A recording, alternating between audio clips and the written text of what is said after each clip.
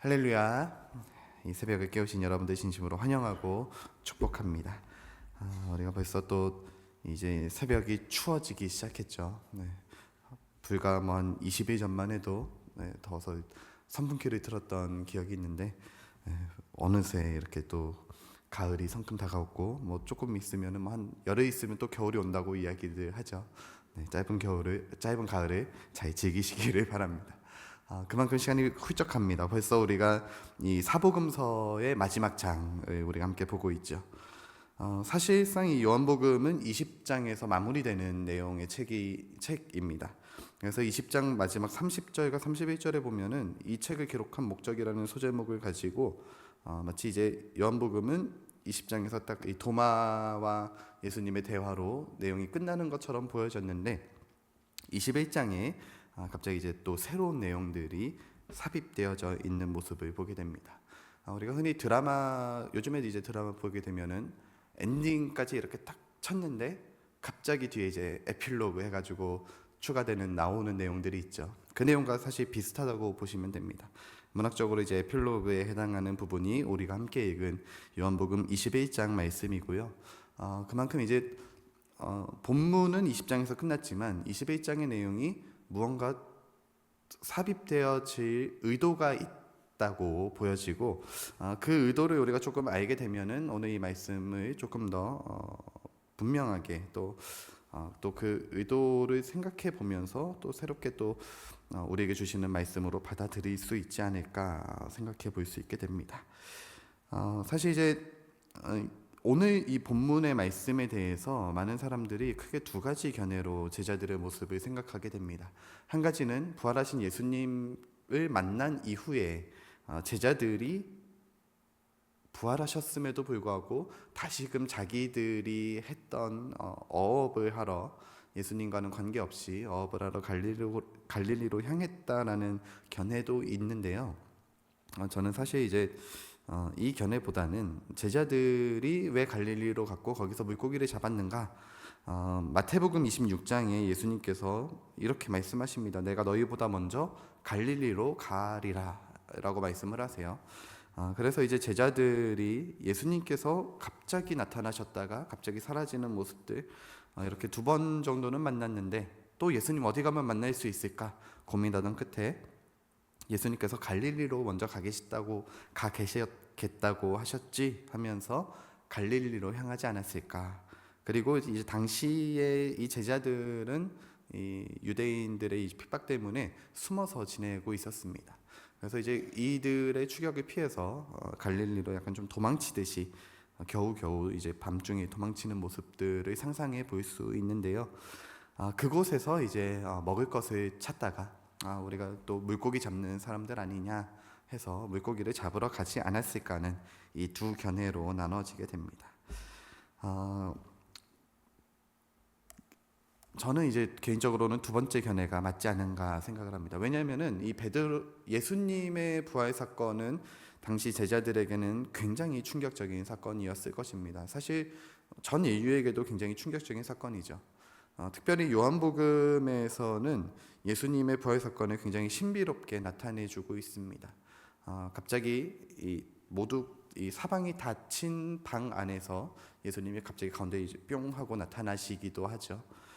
또 손의 자국과 또 허리의 자국들을 보여주시면서 상처가 있음에도 온전한 예수님의 모습, 빛나는 광채를 드러내는 예수님의 모습을 제자들에게 보여주고 있습니다. 그런 예수님을 만난 제자들이 과연 그냥 어업을 하러 갔을까? 그것보다는 예수님을 만나기 위해서 지금 갈릴리로 향했고 또 그곳에서 예수님을 만남으로써 다시금 이 제자의 사역을 또 예수님께서 원하시고자 하는 그 길을 향해 나아가는 그런 모습들을 우리에게 보여주고 있습니다. 물론 제자들은 바로 사역에 나가지 않았죠. 여전히 두려움이 있었고 또 정확히 어떻게 행해야 될지 그 갈 바를 알지 못하고 있었습니다. 예수님께서 부활 승천하신 이후에 오순절 성령 강림 사건 이후 그때서야 제자들이 이제 본격적인 사도들의 사역이 시작이 되죠. 이런 전환점들이 펼쳐지고 있는 이 상황 속에서 요한복음의 이 21장 내용이 왜 굳이 추가가 되었을까? 이 오늘 함께 본 이 말씀은 당시 이제 초대교회 상황들, 이제 신약 성경들이 퍼지게 되고 사람들이 이제 이 복음서에 대해서 듣고 또 복음이 흘러가고 있고 교회가 자리 잡고 있을 이때에 초대교회 상황에 맞추어서 의도를 가지고 추가된 내용이라고 볼 수 있습니다. 그럼에도 이제 어떤 편집자가 의도를 가지고 이 내용을 추가하였다고 하더라도 이 부활하신 예수님을 다시 세 번째로 만난 제자들의 모습과 또 예수님께서 이 베드로와 또 요한과 제자들과 함께 나누신 이 말씀들을 통해서 오늘을 살아가는 우리에게 또 어떤 도전을 주고 있는지 말씀을 통해 확인하고 또 결단하는 그런 시간이 되기를 바랍니다. 방금 말씀드렸듯이 21장은 어떤 의도를 가지고 추가된 내용입니다. 그중 하나가 무엇이었냐면 베드로의 사도성에 관한 문제였어요. 예수님께서 잡히시던 날 밤 베드로는 예수님을 3번 부인하게 되죠. 그리고 베드로가 의도했는지 아니면은 의도하지 않았는지는 모르겠으나 이 사실을 모든 기독교인이 다 알고 있습니다. 베드로가 부인한 이 사건을 우리도 알고 있고 그 당시 이제 다른 제자들, 그 당시 초대교회에 있던 많은 사람들이 베드로가 3번이나 예수님을 부인했다더라 라는 이야기를 다 알고 있었습니다. 그래서 베드로를 누군가는 이제 베드로가 저지른 이 정도면은 베드로 사도직에서 파면해야 되는 거 아니냐라는 그런 우려의 목소리가 나오고 있었다고 해요. 실제로 당시 이제 초대교회는 로마 황제로부터 핍박과 박해가 굉장히 심했죠. 그로 인해서 많은 사람들이 순교하기도 했지만 베드로도 결국 오늘 말씀에 나온 것처럼 나중에 이제 십자가에 거꾸로 매달리면서 이제 순교하는 결말을 그런 운명을 맞이하게 되죠. 많은 사람들이 순교했지만 또 많은 사람들이 배교하기도 했습니다. 예수님을 부인하기도 했었어요. 예수를 부인한 이 사람들, 배교한 자들에 대해서 초대교회는 이들을 과연 어떻게 치리를 해야 될까? 이들을 어떻게 대해야 될까라는 굉장한 많은 논의가 있었고 초대교회 기록에 의하면 200년대에서 300년대 사이에 있던 박해 때문에 배교한 자들을 다 파면시키는 그런 결단이 있었다는 기록도 있습니다. 그만큼 이 베드로가 예수님을 부인했던 사건은 사실 그렇게 가벼운 사건은 아니었던 것이죠. 그럼에도 이제 오늘 21장 말씀에서 예수님께서 베드로에게 3번이나 질문하시고 또 대답하게 하시며 일단 베드로를 예수님께서 용서해 주신 것처럼 보여주고 있는 내용이 21장에 담겨져 있습니다. 우리가 이 예수님과 베드로의 대화에 대해서는 아마 많은 설교를 들으셔서 아실 거예요. 첫 번째, 두 번째, 내가 나를 사랑하느냐에 대해서는 아가파오 해가지고 절대적인 사랑으로 내가 나를 사랑하느냐 예수님이 아시지 않습니까? 세 번째는 이제 필레오 해가지고 이제 너가 나를 친구로도 좀 의리를 가지고도 사랑하지 않느냐? 예수님 아시잖아요. 하시는 이런 대화의 모습들을 아마 많이 들어서 아실 것입니다. 그런데 이제 이 베드로와 예수님과의 대화를 통해서 예수님께서 베드로를 용서해 주시는 듯한 모습을 보여주고 있는 것에 초점을 우리가 가지고 있었다고 한다면 사실 이제 좀 이 초대교회 상황에서 21장이 추가된 의도를 생각해 보면 오늘 이 말씀에서 우리에게 또 주고자 하는 의도 조금 더 조명되는 초점은 용서함보다는 용서함 이후에 무엇을 할 것이냐, 우리가 이것에 더 집중해서 말씀을 보기를 바랍니다. 만약에 베드로가 예수님을 부인한 이후에 부활하신 예수님을 만나고 나서 내가 예수님을 부인했지, 내가 예수님을 배반했지 라는 생각을 가지고 예수님을 만나기 꺼려하고 예수님 피하고 그랬다고 한다면은 베드로의 어떤 인생은 분명히 많이 달라졌을 것입니다. 다른 제자들과 함께하기도 주저했다라고 한다면 주님의 용서함과 새로운 사명을 받을 수도 없었을 것이에요. 베드로의 이 용서함 받고 새로운 사명을 받는 사건을 바라보면서 좀 비교할 만한 우리가 좀 알 수 있는 인물 중 누가 있을까 고민을 하다가 이 조양은 씨라고 아마 많이 들어보셨을 겁니다. 이 양은이파로 유명했던 조폭이었던 조양은 씨가 기독교 안에서도 굉장히 좀 많은 파장을 일으켰죠. 지금도 사실 논란이 되는 인물 중에 한 분이신데요. 저도 뭐 이제 그냥 대충 그냥 조폭이었다가 목사가 됐다 정도로만 알고는 있었는데 좀 검색을 해서 찾아보니까 좀 많은 일을 하셨더라고요.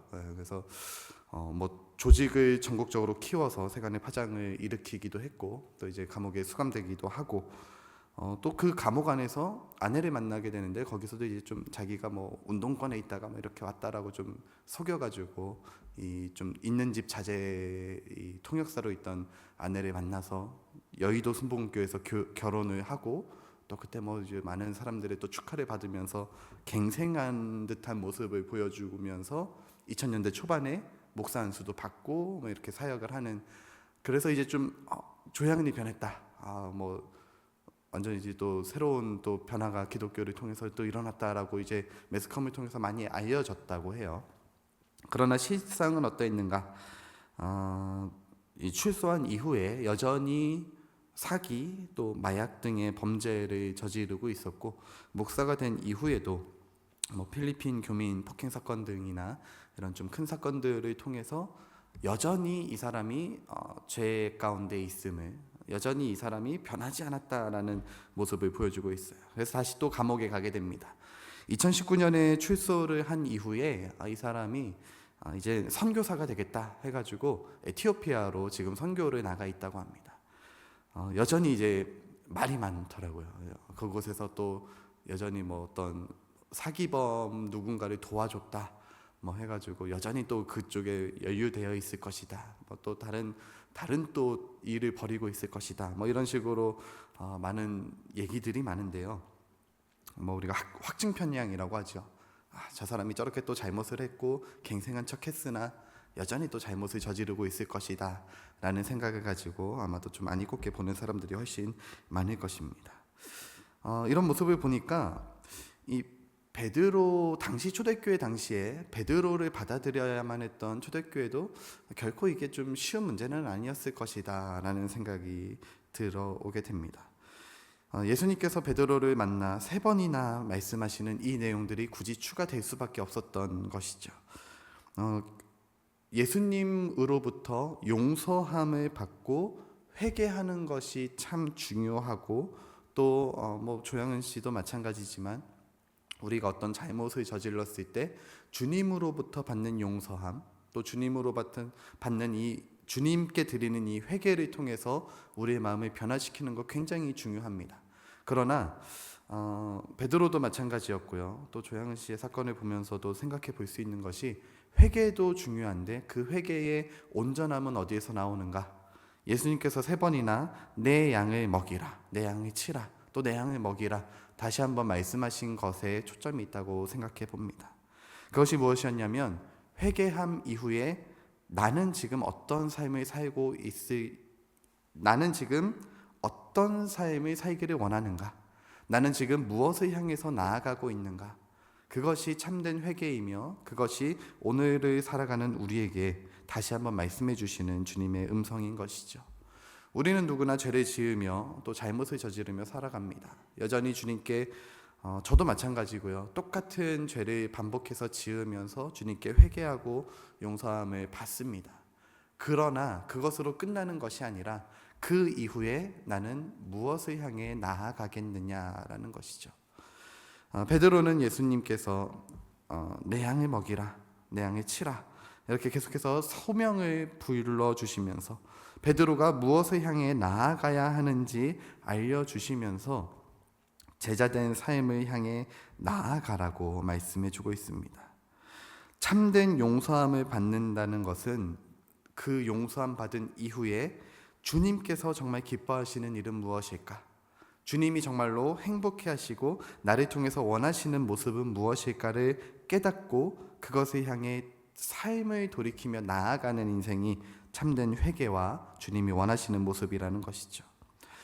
뭐 조양은 씨가 목사로 안수도 받고 뭐 다양한 일을 하는 것처럼 보여졌지만 사람들에게는 그렇게 홍보하고 또 그렇게 좀 갱생하는 것처럼 보여졌지만 그 속내에는 실상은 여전히 자신의 욕심과 옛 구습이 있었던 것을 살펴보면서 결국 우리가 말로만 하는 신앙이 아니라 말로만 용서함 받고 내가 변화됐다, 나도 주님께 용서함 받았다라고 하는 것이 아니라 우리의 삶을 통해서 주님이 정말로 기뻐하시는 것을 향해 한 걸음 한 걸음 내디디며 매일매일 주님 앞에 결단하는 것이 참된 회개의 모습이다라는 것을 우리가 살펴볼 수 있게 됩니다. 사실 그러나 우리가 그 죄의 문제들, 또 우리가 살아가는 삶의 문제들, 이것들을 잘 해나가기는 참 어려워요. 사실 저도 그렇게 생각하는 게, 이 조양은 씨도 처음부터 그렇게 목사가 되면서까지 나쁜 짓을 하려고 이렇게 했을까? 라는 생각해 보지만, 여전히 이제 우리가 삶에서 나타나는 어떤 습관적으로 지어지는 죄들, 끊임없이 유혹에 넘어지는 모습들이 우리의 삶 가운데도 많이 찾아오게 되죠. 결코 돌이키는 삶을 산다라는 것 쉬운 일이 아닙니다. 우리가 가지고 있는 옛 구습을 벗어버리고 주님의 의로운 옷을 입는다는 것 결코 쉬운 일은 아닙니다. 베드로 역시 마찬가지였을 것 같아요.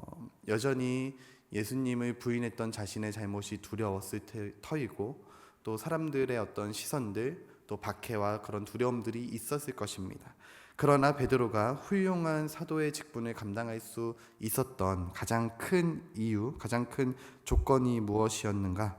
그것은 바로 성령님께서 베드로와 함께 하실 때 베드로는 그 주님의 사명을 감당해 나갈 수 있는 모습을 우리는 앞으로의 또 성경을 통해서 확인할 수 있게 되는 것이죠. 우리의 힘으로, 우리의 노력으로, 나의 결단만으로는 할 수 없는 것입니다. 주님께서 함께 해주셔야만, 성령님께서 우리 가운데 함께 해주셔야만 우리는 주님의 사명을 감당할 수 있다는 사실을 기억하시기를 바랍니다. 우리가 매일 새벽에 나와서 이렇게 말씀을 듣고 기도를 하는 이유도 그것에 있는 것이죠. 예수님을 믿고 용서함을 받고 구원함을 받아서 예수님 기뻐하는 삶을 살겠습니다 라고 결단하며 매일같이 나올 수 있는 이유는 내 의지로, 내 노력으로는 할 수 없기 때문입니다. 주님의 도우심이, 매일마다 주시는 주님의 말씀이, 매 순간마다 우리를 깨닫게 해주시는 성령님의 조명하심이 우리의 삶 가운데 있어야만 우리가 정말로 주님 기뻐하시는 인생을 살아갈 수 있기 때문입니다. 그것을 가지고 우리가 그 주님의 소명을, 주님께서 우리에게 주신 그 사명을 날마다, 또 오늘 이 아침에도 다시 한번 결단하는 그런 결단의 시간이 되기를 축복합니다. 두 번째로 이제 21장의 말씀이 삽입된 이유는 이 사도 요한의 죽음에 대해서 당시에 아주 뜬 소문이 펼쳐지고 있었습니다. 다른 제자들은 다 순교를 하게 돼요. 그런데 요한은 이제 반모섬에 이제 유배를 가게 되면서 끝까지 이제 살다가 이제 자연사하는 모습을 보여주죠. 당시 초대교회의 많은 제자들이, 많은 성도들이 이 예수님께서 이 사람은 내가 올 때까지 있을 수 있다, 그를 머물게 할 수도 있다라는 22절 말씀을 오해를 해가지고 요한이 죽기 전에 예수님 다시 오신다라는 소문이 돌았다고 합니다. 그래서 사람들에게 그거 아니다, 그거는 그냥 예수님이 비유로 말씀하신 거고 베드로에게 요한이 죽든 말든 그게 무슨 상관이냐, 너는 나를 따르라의 초점이 있는 것이지, 이제 사람들은 사실 그렇죠. 우리가 그것보다 요한은 안 죽는데 요한은 예수님이 다시 오실 때까지 살 수도 있대 라는 거에 더 초점을 가지고 굉장히 좀 큰 파장이 있었다고 하더라고요. 그래서 이제 21장을 추가를 하면서 오늘 말씀에서도 그런 얘기를 하죠. 23절 말씀에, 이 말씀이 형제들에게 나가서 그 제자는 죽지 아니하겠다 하였으나 예수의 말씀은 그가 죽지 않겠다 하신 것이 아니라, 거기에 초점이 있는 것이 아니라 내가 올 때까지 그를 머물게 하고자 할지라도 내게 무슨 상관이냐, 너는 나를 따르라, 너는 나를 따르라에 초점이 있다라는 것이죠.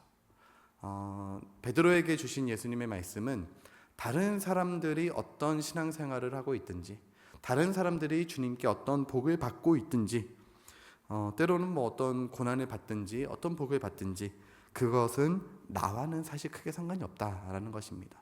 물론 우리가 이 공동체 안에서 서로를 위해서 기도해주고 또 서로를 배려해주고 한 가족으로서 그렇게 함께 신앙생활하는 건 굉장히 중요하지만 그것보다 더 중요한 것은 나와 예수님과의 관계가 더 우선시 되어야 된다라는 것이죠.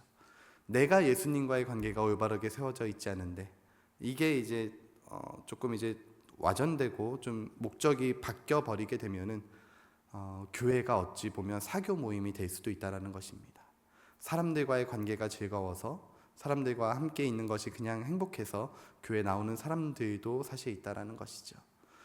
그것이 아니라 나와 주님과의 관계가, 주님께서 나를 통해서 나의 삶을 통해서 원하시는 것이 무엇인지 다시 한번 깨달을 수 있도록, 베드로에게 요한은 어떻게 되든지 그건 너가 신경 쓸 바가 아니고 너는 나를 따르라.